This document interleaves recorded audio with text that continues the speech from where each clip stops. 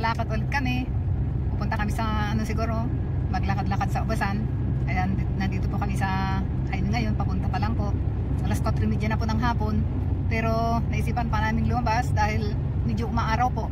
Mga nakaraang araw po medyo makulimlim kaya hindi kami nakakalabas. Sige po, kita-kita po tayo doon.